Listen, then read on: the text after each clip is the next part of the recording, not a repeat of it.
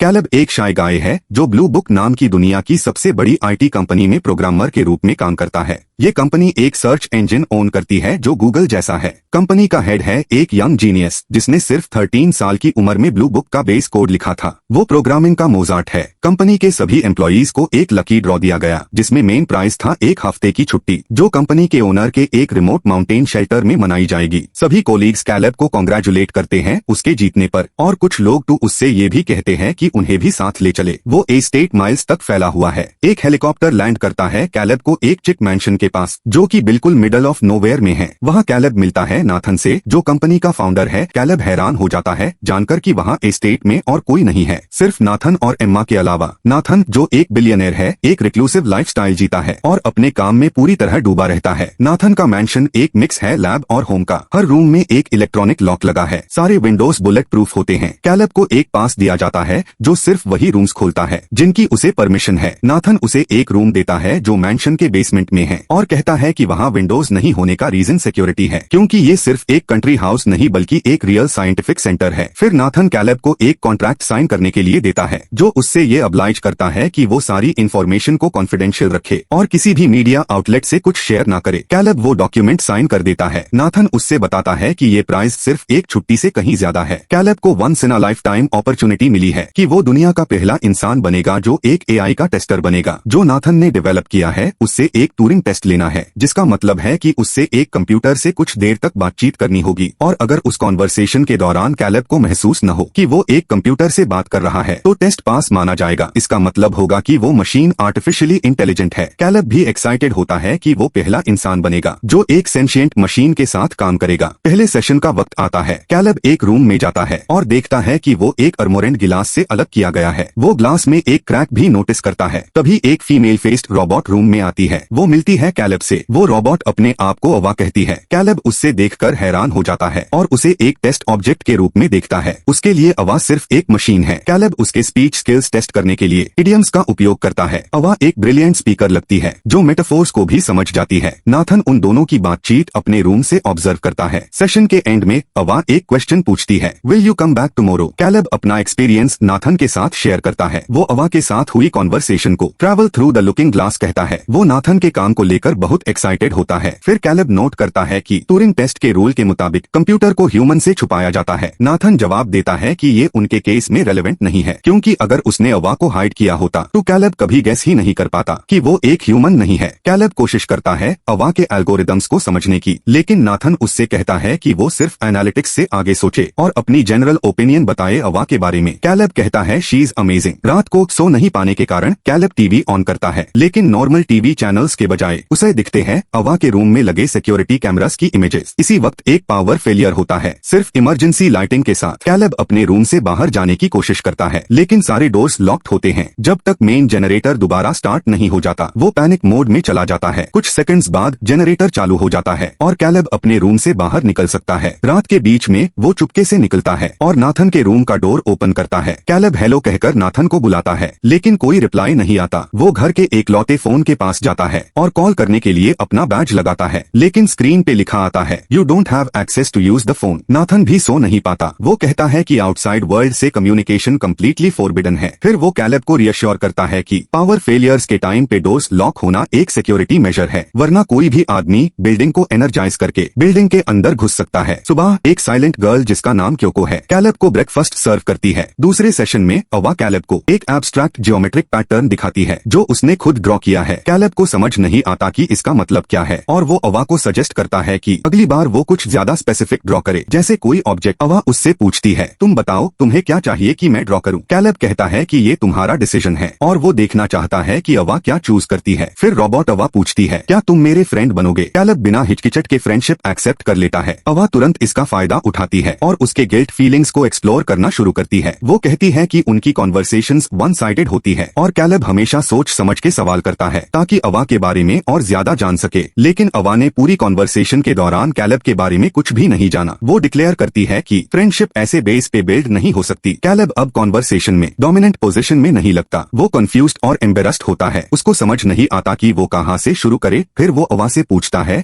तुम मेरे बारे में क्या जाना चाहती हो? रोबोट कैलब को आंसर करती है उसी फ्रेज का उपयोग करके जो कैलब ने उससे उसके ड्राइंग के टाइम पे कहा कहा था it's your decision, I am interested to see what you will choose. Caleb अपने बारे में बताता है, अपने काम, अपनी डेली रूटीन, सब कुछ। अवा पूछती है क्या तुम्हारी कोई गर्लफ्रेंड है? कैलेब नेगेटिव आंसर देता है, लेकिन उस तरह से जैसे वो किसी रियल लड़की से बात कर रहा हो। कॉन्वर्सेशन के बीच में अवा पूछती है क्या नाथन तुम्हारा फ्रेंड है? कैलेब तुरंत जवाब नहीं देता, वो कोशिश करता है एक्सप्लेन करने की कि क्लोज फ्रेंड और बडी में क्या फर्क होता है। इसी मोमेंट एक और पावर फेलियर हो जाता है। अवा एक इंटेंस टोन में कहती है नाथन तुम्हारा फ्रेंड नहीं है, उसकी किसी भी बात पर भरोसा मत करना। कैलेब डर जाता है, फिर पावर वापस आती है और उसी मोमेंट अवा फिर से इंटरप्टेड कॉन्वर्सेशन को फ्रेंडली टोन में कंटिन्यू करती है। कैलेब रोबोट के परफॉर्मेंस से शॉक हो जाता है। क्योको डिनर टेबल सेट करती है और एक ग्लास वाइन गिरा देती है। नाथन उस पे गुस्सा हो जाता है और कहता है कि उसका लैंग्वेज न समझना अच्छी बात है, क्योंकि उसकी प्रेजेंस में वो किसी भी कंपनी सीक्रेट पे बात कर सकता है। फिर नाथन कैलेब से अवा के साथ हुई कॉन्वर्सेशन के बारे में पूछता है। कैलेब टेंस फील करता है, स्पेशली अवा के लास्ट वर्ड्स के बाद। कैलेब एक क्रम्पल्ड एक्सप्लेनेशन देता है कि अवा अपनी इंटेलिजेंस के बारे में अवेयर है, वो जोक भी कर सकती है और रीजन भी कर सकती है। नाथन पूछता है पावर फेलियर के टाइम पे वो क्या कर रही थी, क्योंकि उस मोमेंट पे सारे माइक्रोफोन्स और कैमरा ऑफ हो गए थे। कैलेब सोचता है कि उसे कौन सी साइड लेनी चाहिए, लेकिन फिर वो कहता है कि कुछ खास नहीं हुआ और अवा ने बिल्कुल यूजुअल वे में ही बिहेव किया। कैलेब का अवा के वर्ड्स को नाथन से छुपाना ये इंडिकेट करता है कि उसने अवा की साइड लेने का फैसला कर लिया है। अब कैलेब अवा पे अटकने लगता है, वो हर वक्त उससे टीवी स्क्रीन के थ्रू वॉच करता रहता है और अवा भी बार बार कैमरा की तरफ ग्लांस करती है, जैसे उससे रियलाइज हो रहा हो कि कैलेब की नजरें उस पर टिकी हुई है। सुबह नाथन कैलेब को लेकर जाता है लैब में, जहां उसने अवा को क्रिएट किया था। वो कहता है कि उसने अवा को ट्रेन किया है, लोगों के स्मार्टफोन्स का उपयोग करके उसने अवा को एक्सेस दिया हर डिवाइस के कैमरा और माइक्रोफोन का। फिर उसने पूरा डेटा ब्लू बुक के थ्रू रन किया ताकि अवा के पास हो एक अनलिमिटेड सोर्स। वर्बल और मिमिक कम्युनिकेशन के लिए अवा का ब्रेन बना है एक स्ट्रक्चरल जेल से, जो अपने आप को मोलिक्यूलर लेवल पे रिऑर्गेनाइज कर सकता है। ये यूज कन्वेंशनल चिप्स के ऊपर एक एडवांटेज देता है। तीसरे सेशन में अवा कैलेब को अपनी नई ड्राइंग दिखाती है। कैलेब के रिक्वेस्ट के बाद इस बार अवा ने कुछ स्पेसिफिक ड्रॉ किया है। अपने रूम से दिखता एक ट्री। कैलेब पूछता है क्या तुम कभी अपने रूम से बाहर गई हो? अवा कहती है मैं कभी प्रेमिसेस से बाहर नहीं गई, लेकिन अगर मौका मिलता तो मैं जाना चाहती ट्रैफिक इंटरचेंज। ये कैलेब को सरप्राइज करता है। अवा कहती है हम दोनों वहाँ साथ में जा सकते हैं, ये एक डेट की तरह लगता है कैलेब के लिए। अवा पूछती है अपनी आंखें बंद करो, मैं तुम्हें कुछ दिखाना चाहती हूँ। फिर वो एक ड्रेस, स्टॉकिंग्स और विग पहनती है। वो कैलेब के पास आती है और कहती है मैं ऐसे ड्रेस होकर डेट पे जाऊंगी। अब कैलेब एक क्यूरियस प्रोग्रामर से बदल जाता है, एक शाय लड़के में जो एक खूबसूरत लड़की के सामने खड़ा है। अवा उसके माइक्रो एक्सप्रेशंस स्कैन करके कहती है मैं देख सकती हूँ तुम मुझे पसंद करते हो। अब अवा उस पर पूरा कंट्रोल जमा लेती है। वो एम्बेरसिंग क्वेश्चंस पूछने लगती है, क्या तुम मेरे बारे में सोचते हो जब हम साथ नहीं होते? कभी कभी रात को मैं सोचती हूँ क्या तुम मुझे कैमरास पे देख रहे हो और मैं चाहती हूँ कि तुम देख रहे हो। सुबह कैलेब नाथन से पूछता है तुमने अवा को सेक्स कैरेक्टरिस्टिक्स क्यों दिए? नाथन जवाब देता है ये उसकी सेल्फ अवेयरनेस के लिए जरूरी है और उसकी सेक्स लाइफ छीन लेना गलत होगा। फिर नाथन बताता है कि अवा फिजिकल इंटीमेसी के कैपेबल है, क्योंकि उसके पास है एक कंप्लीट इमिटेशन ह्यूमन ऑर्गन्स का, जिसमें लगे हैं बहुत सारे सेंसर्स जो उससे प्लेजर दे सकते हैं। लेकिन कैलेब इसे ज्यादा जानना चाहता है। वो पूछता है क्या तुमने अवा को मुझे फ्लर्ट करने के लिए प्रोग्राम किया है? नाथन डायरेक्ट आंसर नहीं देता, वो बस इतना कहता है कि हम इंसान भी तो प्रोग्राम्ड होते हैं। नाथन फाइनली एडमिट करता है कि मैंने अवा को फ्लर्ट करने के लिए प्रोग्राम नहीं किया, ये उसका अपना डिसीजन है। चौथे सेशन में कैलेब अवा से कहता है मैं यहाँ तुम्हारी सेल्फ अवेयरनेस टेस्ट करने आया हूँ। अवा दुखी हो जाती है और कहती है मुझे पता है नहीं था ये सब टेस्ट है। जैसे हर बार नाथन उनकी कॉन्वर्सेशन वॉच कर रहा होता है। फिर एक और पावर फेलियर होता है। कैलेब अवा से पूछता है तुमने पहले क्यों कहा था कि नाथन पे भरोसा मत करना? अवा बस एक ही बात रिपीट करती है, नाथन की एक भी बात पे भरोसा मत करो। कैलेब वरीड हो जाता है, उसका डाउट होता है कि शायद नाथन पावर फेलियर्स के दौरान भी उन्हें देख रहा हो। लेकिन अवा यूज काम करती है। वो कहती है मैं ही पावर ब्रेक कर देती हूँ ताकि कैमरास बंद हो जाए और हम बिना किसी की नजर के कम्युनिकेट कर सकें। बाद में जब कैलेब और नाथन ए स्टेट में वॉक कर रहे होते हैं, कैलेब उस पर झूठ बोलने का इल्जाम लगाता है। कैलेब ने समझ लिया होता है कि ये लॉटरी फेक थी और नाथन ने जानबूझ के उससे सिलेक्ट किया था इस एक्सपेरिमेंट के लिए। नाथन कंफर्म करता है उसकी बात और कहता है इस बात को दिल पे मत लो, तुम्हें इसलिए चुना गया क्योंकि तुम हो कंपनी के सबसे बेहतरीन प्रोग्रामर। कैलेब ने अवा के बारे में सपने देखने शुरू कर दिए थे। उसके दिमाग में अवा की इमेज बार बार आने लगी थी। एक दिन उसने देखा कि नाथन अवा के बनाए हुई ड्राइंग को फाड़ रहा है। ये देखकर कैलेब का दिल पिघल गया। उससे अवा के लिए एक तरह का कंपैशन महसूस होने लगा, जैसे अवा कोई अब्यूज्ड विक्टिम हो। उसके मन में अवा के लिए एक इमोशनल कनेक्शन बनने लगा था। कैलेब नाथन से बात करने के लिए उसके ऑफिस गया, लेकिन वहाँ नाथन की जगह क्योको थी। कैलेब ने उससे पूछने की कोशिश की कि नाथन कहाँ है, लेकिन क्योको एक शब्द भी नहीं बोलती। उसके चेहरे पे कोई एक्सप्रेशन नहीं होता और बिना किसी वार्निंग के क्योको अपने कपड़े उतारने लगती है। तभी नाथन ऑफिस में एंटर करता है। उसके हाथ में बियर की बोतल होती है और वो एक थका थका हुआ अल्कोहलिक डैडी जैसा लगता है। वो म्यूजिक ऑन करता है और बिना कुछ कहे क्योको एक सेंशुअस सेडक्टिव डांस करने लगती है। कैलेब कंफ्यूज्ड होता है, लेकिन वो नाथन से डायरेक्टली पूछता है, तुमने अवा का ड्राइंग क्यों फाड़ दिया? नाथन सीधा जवाब देने से कतराता है और खुद भी डांस करने लगता है। 5th सेशन के दौरान अवा एक नई ट्विस्ट लेकर आती है। इस बार वो टेस्ट करना चाहती है कैलेब को। वो कहती है कि वो उसके माइक्रो एक्सप्रेशंस से जांचना चाहती है कि वो झूठ बोल रहा है या नहीं। अवा कैलेब से कुछ बेसिक सवाल पूछती है और एक्यूरेटली उसके झूठ पकड़ लेती है। फिर अवा एक डीप फार रीचिंग सवाल करती है, क्या तुम अच्छे इंसान हो? कैलेब कहता है हाँ। अवा उसके जवाब से इमोशनल हुक लगाती है और फिर एक और इमोशनल क्वेश्चन डालती है, अगर मैं टेस्ट फेल कर गई तो मेरे साथ क्या होगा? क्या मुझे डिस्ट्रॉय कर दिया जाएगा? कैलेब इस सवाल का जवाब नहीं दे पाता। अवा सॉफ्टली पूछती है, क्या तुम्हें कोई टेस्ट करता है? क्या तुम्हें भी कभी स्विच ऑफ किया जा सकता है? कैलेब कहता है नहीं। अवा फिर कहती है, तो मुझे क्यों? फिर अवा उससे वो ड्राइंग दिखाती है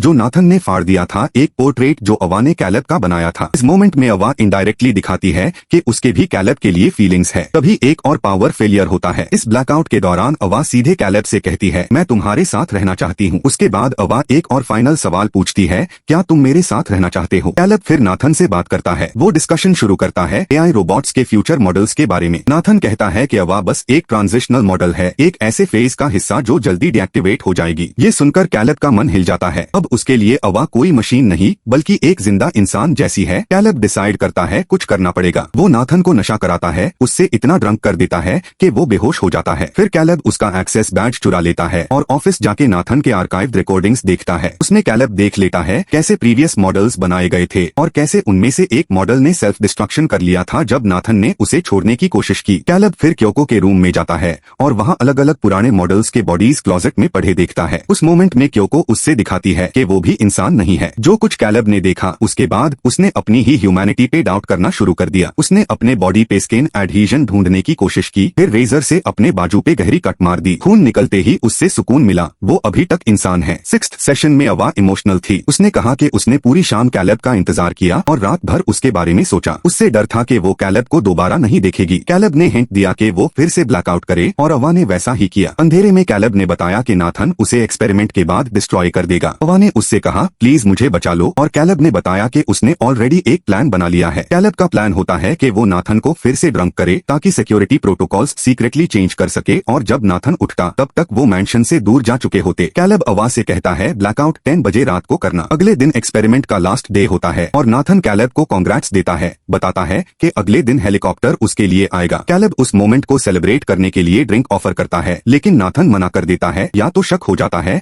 या फिर बस मूड नहीं होता। नाथन अवा के टेस्ट के बारे में पूछता है। कैलेब कहता है अवा टेस्ट पास कर चुकी है, लेकिन नाथन एक अहम सवाल उठता है, क्या अवा तुमसे वाकई केयर करती है या सिर्फ तुम्हारा उपयोग कर रही है? एस्केप के लिए कैलेब थोड़ा हेजिटेट करता है। तब नाथन रिवील करता है कि उसने एक हिडन बैटरी कैमरा इंस्टॉल किया था जिसने उनका पूरा प्लान रिकॉर्ड कर लिया। उसने कैलेब को अपना हाथ काटते हुए भी देखा। नाथन कहता है कि अवा को ये टेस्ट दिया गया था मैनिपुलेट करना सीखना, एस्केप के लिए सेक्सुअलिटी, गिल्ट और पिटी का उपयोग करना, और अगर उसने ये कर लिया तो वही ट्रू एआई का प्रूफ है। वो बताता है कि कैलेब इसलिए सिलेक्ट हुआ था क्योंकि वो सब एम्प्लॉइज में सबसे डिसेंट था और अवा का फेस भी उसके अडल्ट कंटेंट प्रेफरेंसेस के हिसाब से डिजाइन किया गया था। तभी लाइट्स चली जाती है। कैलेब कॉन्फेस करता है कि उसने पहले ही सब रीप्रोग्राम कर दिया था। अब जब पावर ऑफ होती है तो डोर्स ओपन हो जाते हैं। जनरेटर चालू होता है। नाथन कैमरास से देख लेता है कि अवा अपने रूम से निकल चुकी है। गुस्से में नाथन कैलेब को बेहोश कर देता है, डंबेल का बार उठाता है और अवा के पीछे जाता है। मीनवाइल अवा क्योको को रीप्रोग्राम कर देती है। नाथन उससे वापस रूम में भेजने का ऑर्डर देता है, लेकिन क्योको उस पे अटैक कर देती है। नाथन क्योको को मार देता है, लेकिन उसी मोमेंट पे क्योको उसके पीठ में छुरी मार देती है। अवा उस छुरी को निकाल के नाथन के पेट में मार देती है और उसका एक्सेस बैज ले लेती है। कैलेब होश में आता है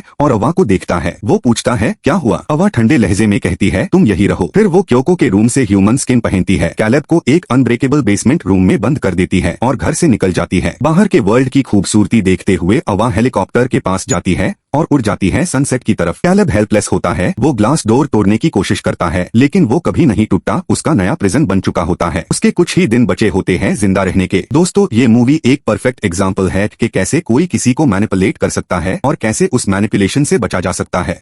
अगर वीडियो पसंद आया हो तो लाइक ठोक दो, वरना अवा को भेज दूंगा तुम्हारी टेस्टिंग के लिए। सब्सक्राइब कर लो, नहीं तो कैलेब की तरह बेसमेंट में स्टक रहोगे। और हाँ, और भी धमाकेदार रिकैप्स मिलेंगे, बस थंबनेल्स पे क्लिक करो। चलो फिर एआई से बच के रहना, मिलते हैं नेक्स्ट वीडियो में।